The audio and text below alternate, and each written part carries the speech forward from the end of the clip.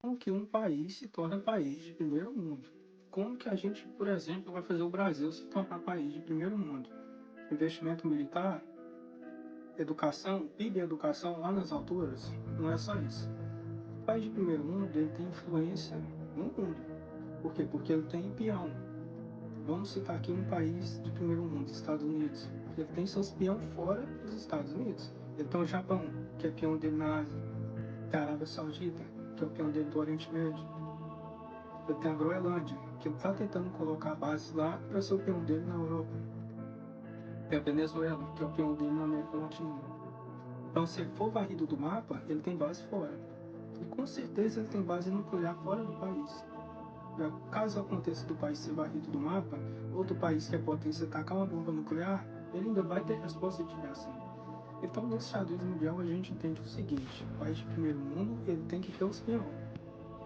Não é uma questão só de investimento em arma nuclear, investimento em PIB de educação. Ou seja, se um país for varrido do mapa, que é muito forte, como ele tem base nuclear fora do país, ele consegue se reerguer de novo.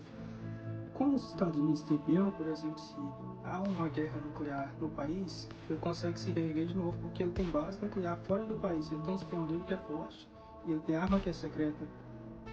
Por exemplo, vamos colocar que um país ataca o outro e for, joga uma bomba nuclear lá no meio. Ele vai pegar os peões dele, ele vai se reerguer de novo em cima de outro país. Então, não é só educação, não é só em armamento nuclear.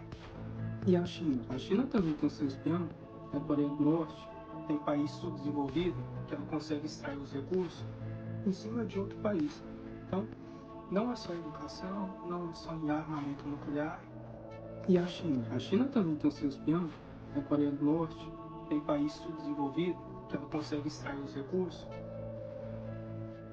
Não é só os Estados Unidos que tem os peões dele.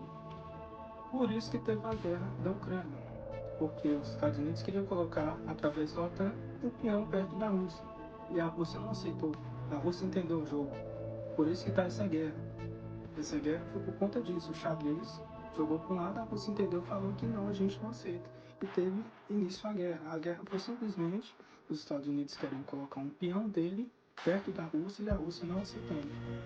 Por quê? Porque isso ia enfraquecer a China, que é a peça mais forte do lado da Rússia. Porque se a China ataca outro país, a Rússia ajuda. Como que a Rússia vai ajudar se tem um peão do inimigo do lado? Então é todo um xadrez internacional.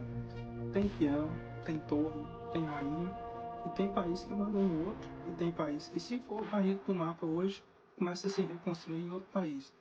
Então é tudo estratégia. Então o Brasil dificilmente vai conseguir ser um país de primeiro mundo. A gente dificilmente vai ver isso.